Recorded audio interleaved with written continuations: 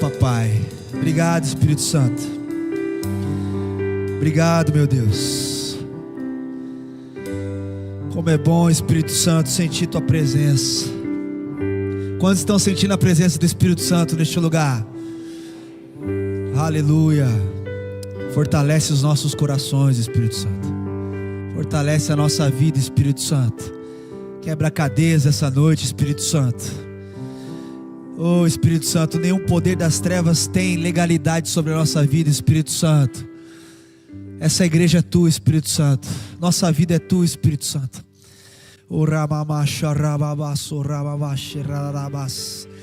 Esse lugar é teu, esse lugar é teu. Toma o teu lugar de honra na tua igreja, Espírito Santo. Toma o teu lugar de honra em nossa vida, Espírito Santo. Você pode glorificar Ele, igreja. Você pode falar com Ele. Ele está neste lugar, Ele está na sua vida, Ele está em você.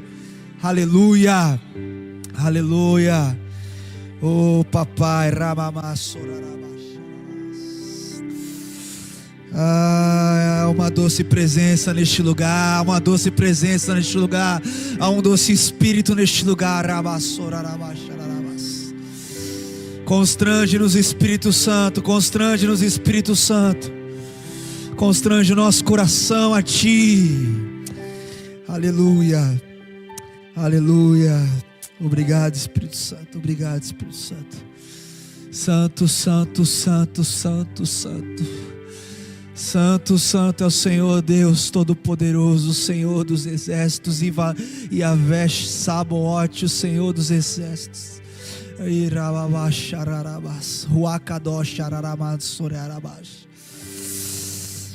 Aleluia, aleluia.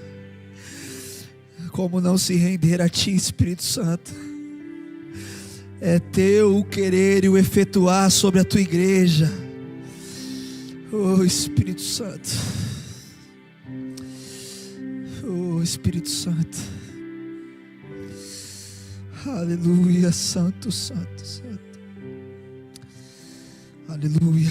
Quero compartilhar uma breve palavra com a igreja, algo que o Espírito Santo tem tocado meu coração já há alguns dias.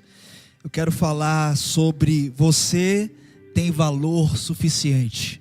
Fala para a pessoa que está do seu lado aí, você tem um valor suficiente. Mas não fala com essa boca de quem não crê não, fala como um profeta na vida desse irmão. Você tem valor suficiente para Deus. Você tem valor suficiente para Deus. Amém. Eu quero meditar com você. Gabriel, não está funcionando não. Passa para nós aí. O texto de Colossenses capítulo 2, verso 14. Colossenses 2, 14. Assentado mesmo como você está, mas com reverência à palavra do Senhor. Colossenses 2, 14. Diz assim: tendo cancelado o escrito de dívida, aleluia, que era contra nós, que era contra mim, que era contra você, e que constava de ordenanças, o qual nos era prejudicial, removeu-o inteiramente, encravando na cruz. Meu irmão, minha irmã, havia um escrito de dívida meu e seu, que era contra mim, que era contra você, e que esse escrito de dívidas constava inúmeras ordenanças, 613 para ser exato, o qual nos era prejudicial, e eu já vou dizer o porquê, mas Jesus removeu esse escrito de dívida inteiramente, e cravou ele na cruz. Meu irmão, minha irmã, se eu perguntar aqui, quantos aqui já adquiriram algum tipo de dívida? Quantos aqui já se enfiaram em algum tipo de dívida, ou estão pagando algum tipo de dívida?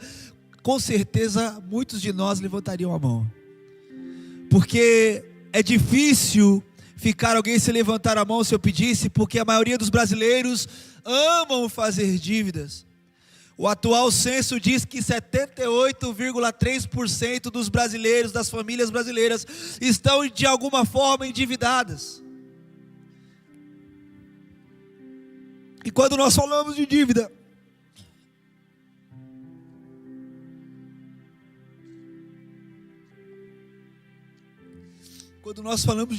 igreja, Nós estamos falando de algo que eu e você não conseguiríamos pagar. Estamos falando de algo que eu e você não tínhamos recursos suficientes para pagar. E não tem como nós falarmos de dívida sem falar automaticamente de preço e de valor. Não tem como separar preço e valor quando nós falamos de dívida. Porque eu e você, igreja, cada um de nós, antes de receber o Senhor Jesus nas nossas vidas, nós estávamos endividados, com uma dívida impagável. Uma dívida impagável para qualquer pessoa meramente mortal. Não é isso ainda não, Gabriel. Pode deixar lá no tema, meu irmão. Obrigado, viu? Nós estávamos ainda com uma dívida impagável. Impagável.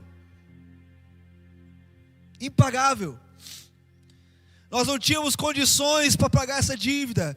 E aí nós acabamos de ler um texto que Jesus não somente levou os nossos pecados, como nós sempre falamos, como está lá em 1 Pedro capítulo 2, verso 24, que Jesus naquela cruz levou os nossos pecados, e nós falamos isso, e cremos nisso, e nós falamos mais sobre isso, do que nós falamos o que está escrito em Colossenses. O escrito de dívida ele também levou. O que ele levou lá não foi só o meu e o seu pecado, mas ele levou também naquela cruz, ele cravou naquela cruz a lei que era contra nós. Muitas vezes nós falamos que Jesus colocou o meu e o seu pecado naquela cruz, mas não foi só isso, ele colocou naquela cruz também uma lei mosaica que era contra nós. Pastor, como assim? A lei era contra nós? A Bíblia fala em 1 Coríntios capítulo 15, verso 56, que o aguilhão da morte é o pecado, mas a força do pecado é a lei. Ou seja, lei e pecado são coisas que apontam uma para a outra. E Jesus cravou naquela cruz, nós acabamos de ler a carta de Paulo a Colossenses, ele cravou naquela cruz não só o meu e o seu pecado, mas cravou naquela cruz um escrito de dívida, um escrito que era cheio de ordenanças, 613 ordenanças, ele cravou naquela cruz. Por que ele cravou? Por que ele fez isso? Porque eu e você não temos condições de cumprir toda a lei é perfeita, mas ela é impossível de aperfeiçoar o ser humano. Só alguém perfeito poderia cumprir todas elas. Quem fez isso? Jesus.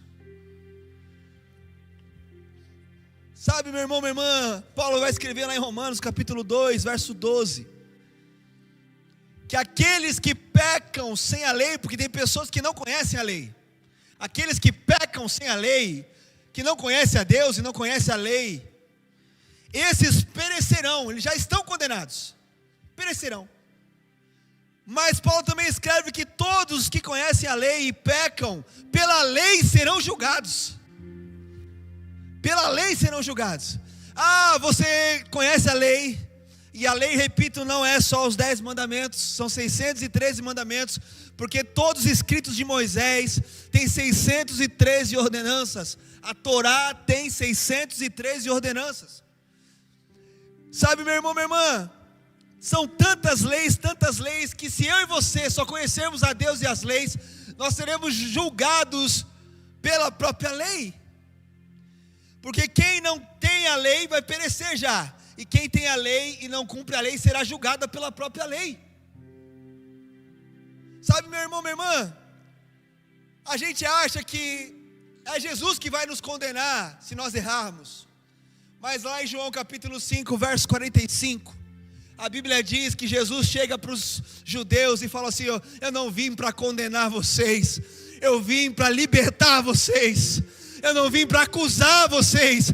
Quem acusa vocês, quem condena vocês é Moisés, não é eu, é Moisés.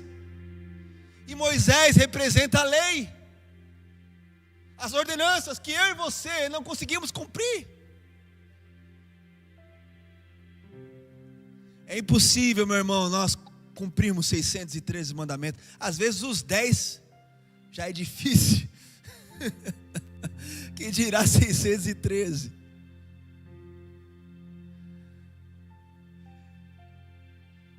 Às vezes a gente não conhece nem os 10 direito. Se eu perguntar para você aqui qual que é o quarto mandamento, você sabe de cor? Se a gente não consegue cumprir 10, quem dirá Filipe 613? E a Bíblia fala que a lei era contra nós, a lei de Moisés era contra nós,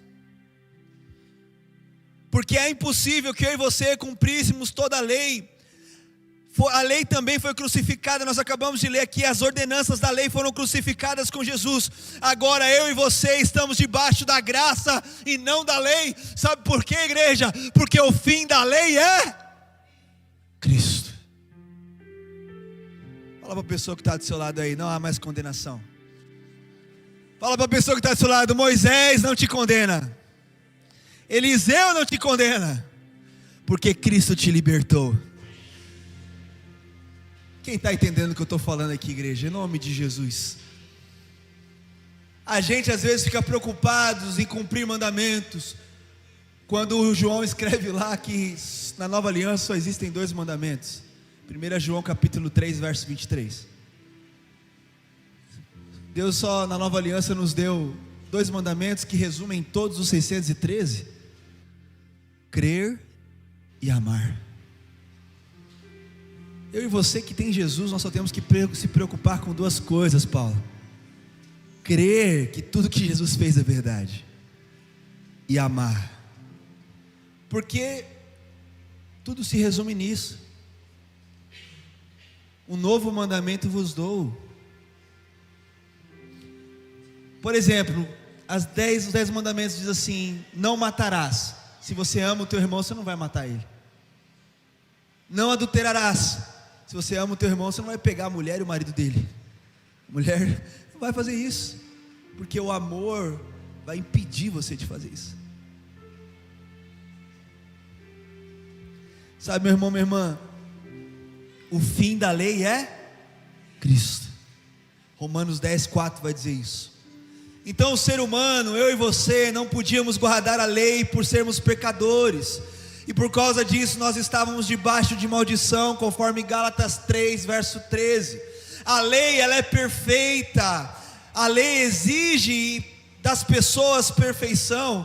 Por isso que se eu e você tropeçarmos em um único mandamento da lei, nós vamos estar errando toda a lei.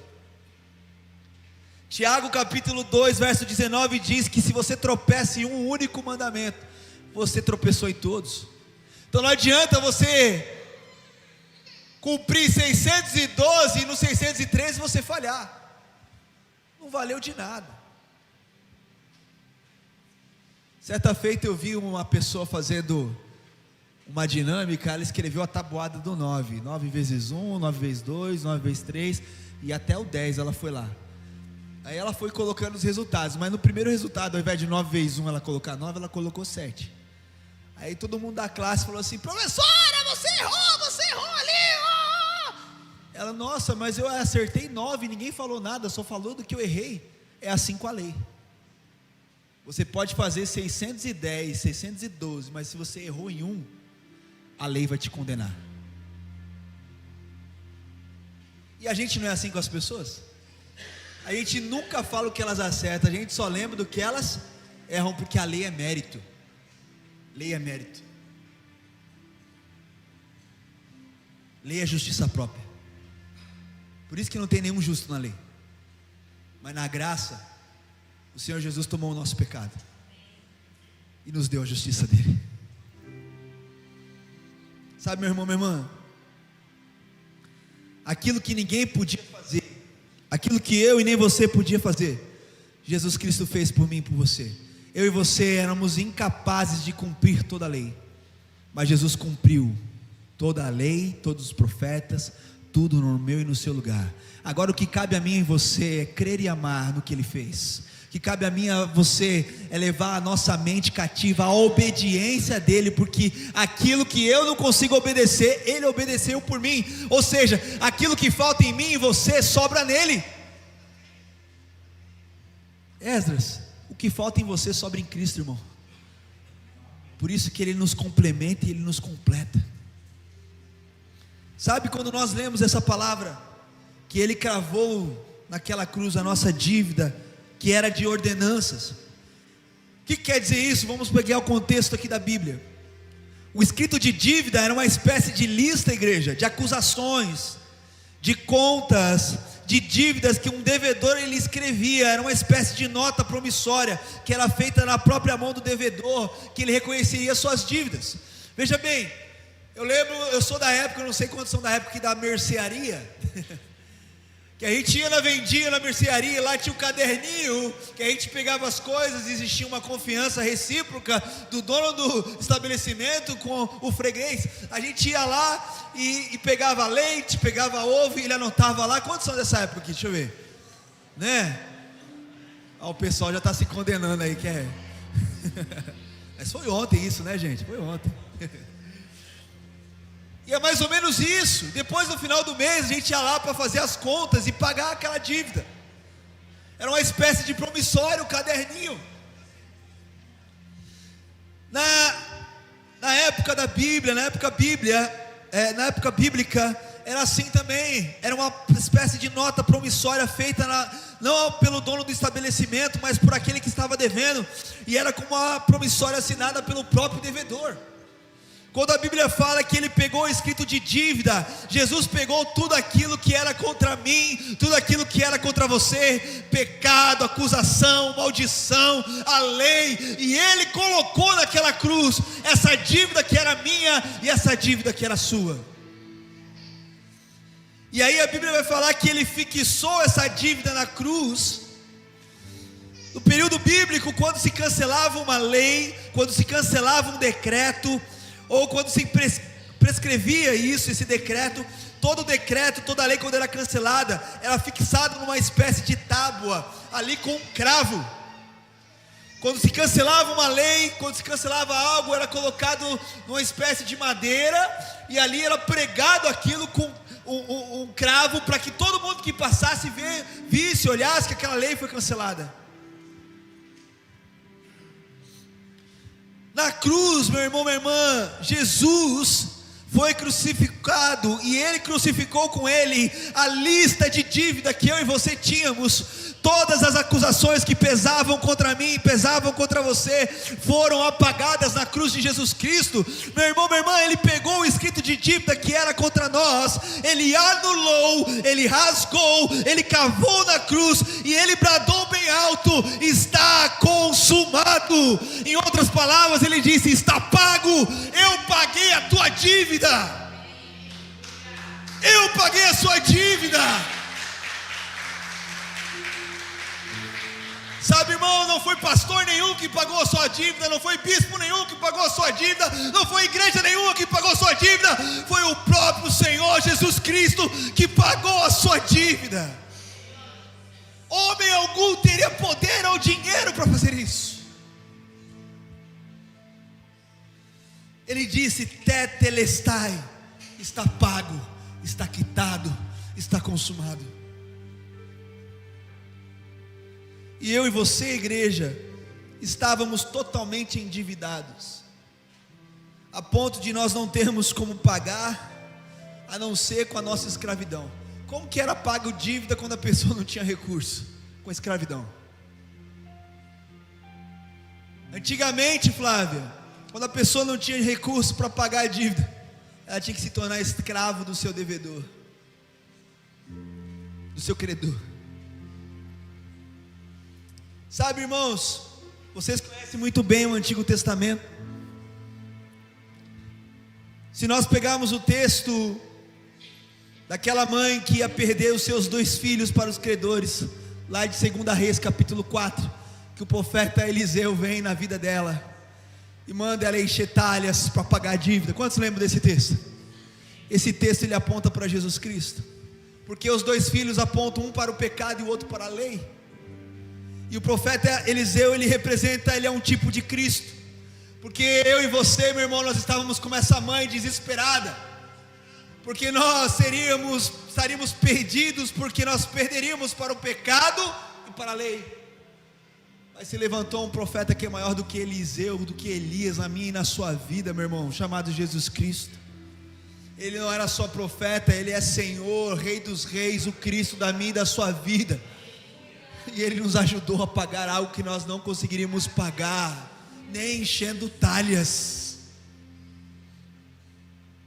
Porque aquelas talhas representam, meu irmão, no Antigo Testamento, representam a nossa incapacidade. Porque as talhas nem da mulher ela teve que pegar emprestado. Assim também nós pegamos a salvação que era de Cristo e foi colocada em nós. Pegamos emprestado a unção que era de Cristo e foi colocada em nós. Nós pegamos emprestado a riqueza que era de Cristo e foi colocada em nós. Nós pegamos emprestado a graça de Cristo que foi colocada em nós. Nós pegamos emprestado o amor de Cristo e foi colocado em nós. Nós pegamos emprestado, meu irmão, a justiça de Cristo e foi colocada em nós. Porque nada é nosso, tudo é dele. Porque dele, por Ele e para Ele são todas as coisas. Você pode aplaudir esse Jesus maravilhoso?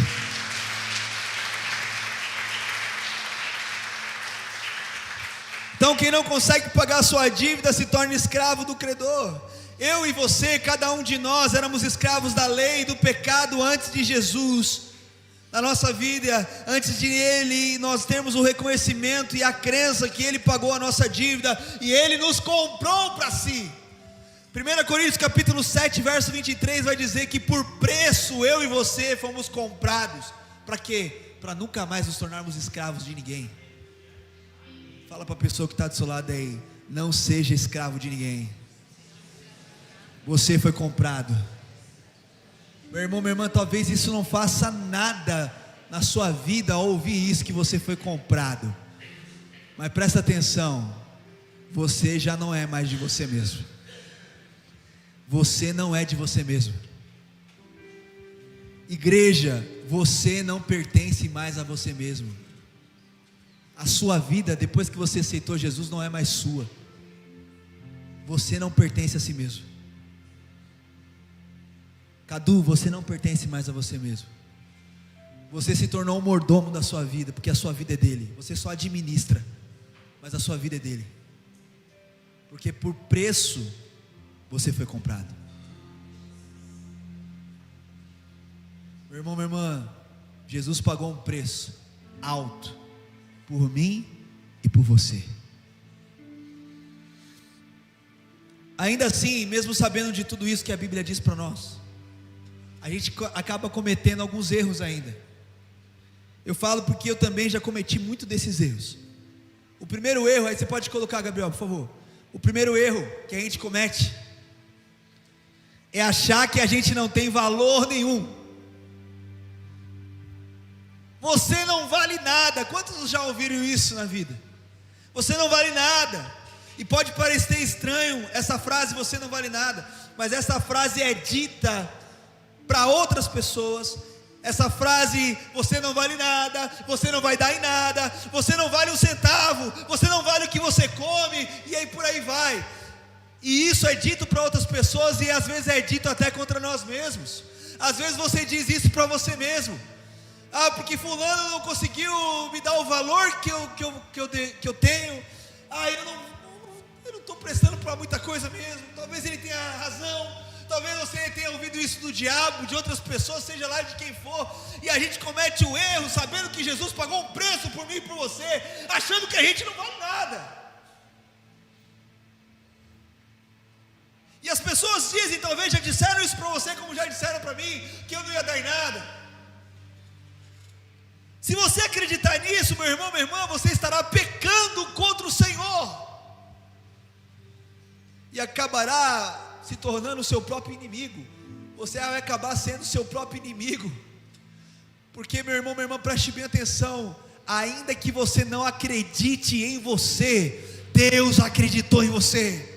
Ainda que você não acredite em você, Jesus Cristo acreditou em você. Ele acredita em você mais do que você em você mesmo. Talvez você olhe para você e fale assim: ah, não sou tudo isso. Meu irmão, presta atenção, você é filho de Deus. Será que isso é ser pouca coisa? Guilherme, você é filho de Deus. Será que isso é ser pouca coisa? Gina, você é filha de Deus. Quem é Deus? Ser filho dele, será que é alguma coisa? Será que tem algum valor na nossa vida ser filho de Deus?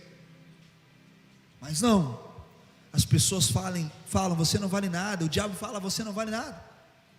Esse é um erro que a gente comete, porque um alto preço foi pago pela minha vida e pela sua vida. Segundo, pode passar para nós, Gabriel.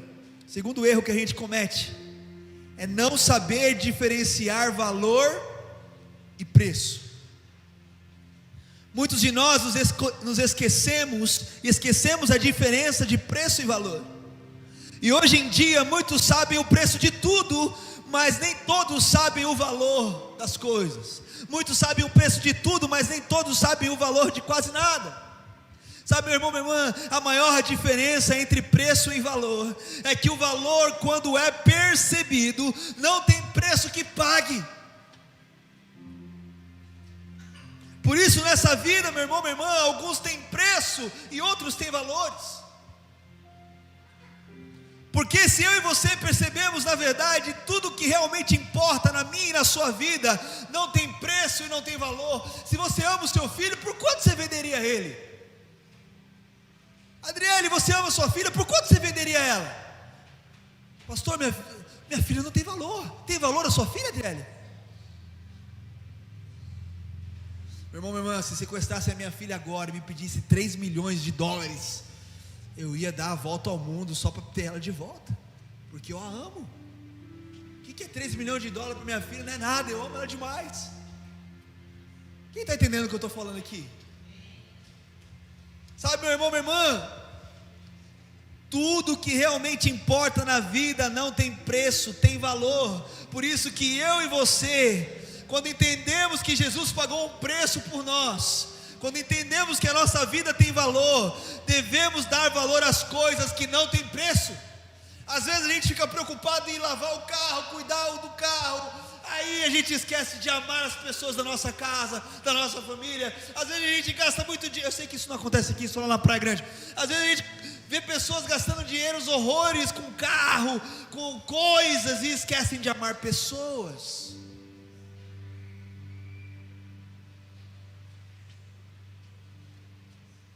Tem pessoas hoje valorizando mais coisas, amando mais coisas e usando pessoas, do que amando pessoas e usando coisas.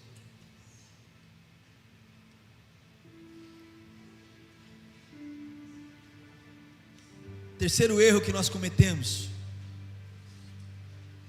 mesmo sabendo que Jesus pagou um preço pela nossa vida, é não saber que você vale mais do que você pensa. Fala para a pessoa que está do seu lado, me ajuda a pregar, você vale mais do que você pensa. Quem crê, diga amém. Quem está entendendo, diga aleluia. Diga obrigado, Jesus. Você vale mais do que você pensa, meu irmão, minha irmã. Se eu perguntar aqui, quanto que vale uma vida? Quanto que vale a sua vida? Ah, pastor, a minha vida vale o seguro de vida de 50 mil. Vale não, vale só isso não. Isso é muito pouco pela sua vida. Quanto que vale a minha vida, pastor? Esses dias eu estava conversando com o Murilo e eu li uma frase do bispo Agostinho de Hipona para o Murilo, falando sobre isso. Agostinho escreveu assim: se você quer saber o teu valor, olha para a cruz. E ao olhar para a cruz, você vai ver o seu valor, você vai ver que você vale um Deus crucificado. Quanto vale a minha vida? Um Deus crucificado. Quanto vale a sua vida? Um Deus crucificado. Marcelo, quanto que a sua vida vale? Um Deus crucificado. É isso que vale a sua vida. Sabe, meu irmão, minha irmã, a nossa vida não tinha valor nenhum. Nós estávamos endividados por uma dívida que o dinheiro não podia resolver e nem pagar. Mas Jesus veio na minha e na sua vida, pagou um alto preço por cada um de nós, por mim e por você. Deus Pai viu valor em nós, Ele viu algo em mim e você, que eu e você ainda nem vimos ainda, mas Ele viu e Ele quis a gente, Ele desejou a gente. Não foi vocês que me escolheram, eu vos escolhi. Olha isso, igreja, que amor é esse? A gente acha que é a gente que escolheu Jesus, que é a gente que aceitou Jesus. Não, mas foi Ele que aceitou a gente, Ele que escolheu a gente. E às vezes a gente fica reclamando da vida, reclamando dos problemas, reclamando das dores. Ei, Ele te escolheu, Ele te amou. Será que isso é pouco?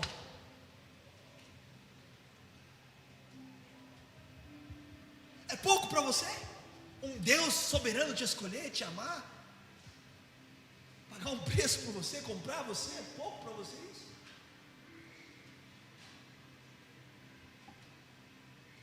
Se isso for pouco, eu não sei o que é muito. Depois você prega para mim então o que é muito, se isso for pouco.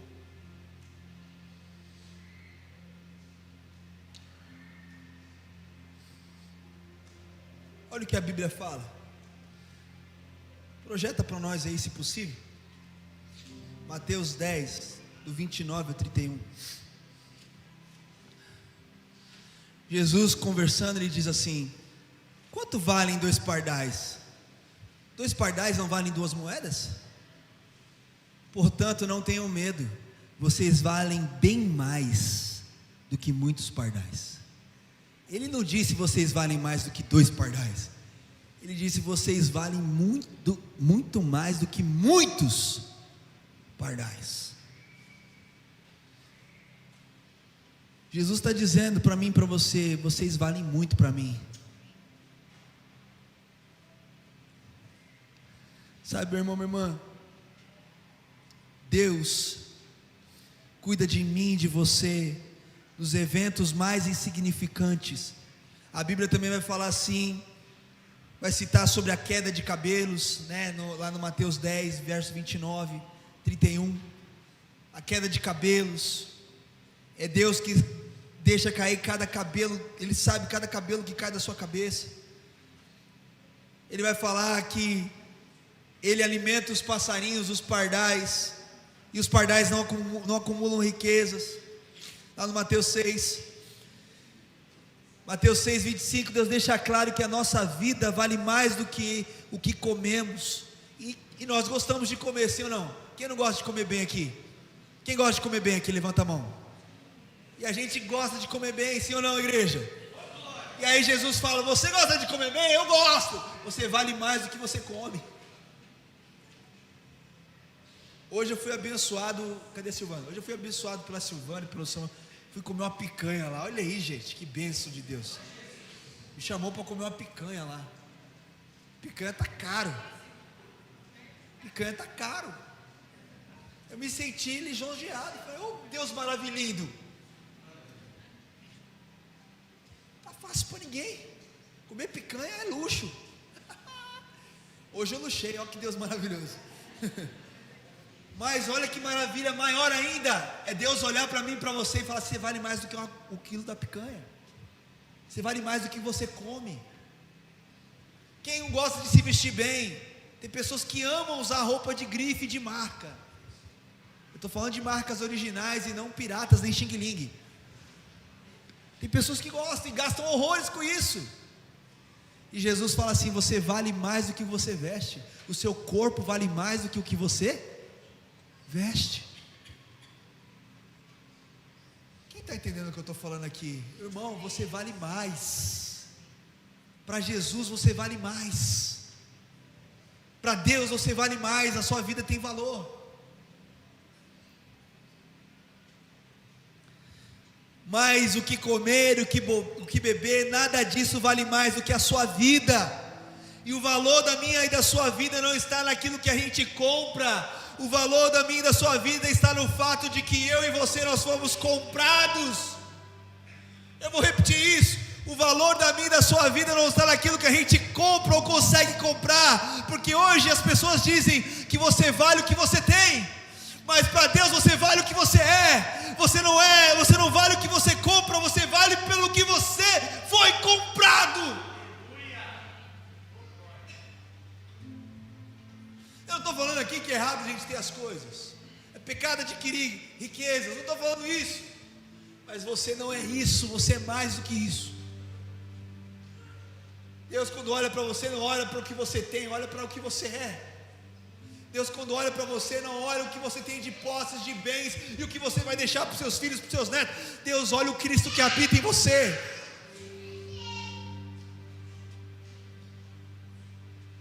O valor da minha e da sua vida está no valor que Jesus Cristo atribuiu a mim e a sua vida. E qual é o valor que Jesus atribuiu para mim e para a sua vida? A própria vida dele. Murilo, quanto vale a sua vida? A minha vida vale a vida de Cristo. Por isso que é fácil, quando a gente entende isso, escrever e dizer: para mim o viver é Cristo e o morrer é. Só quem entende isso pode escrever e viver isso.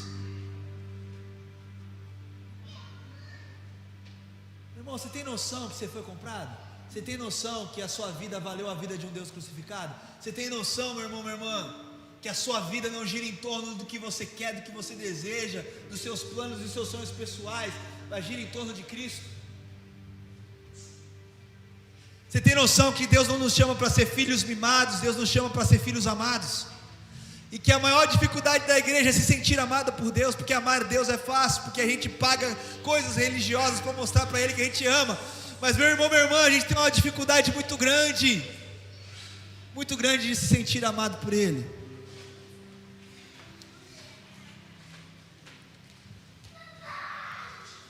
Meu irmão, minha irmã, se coloque em pé no seu lugar.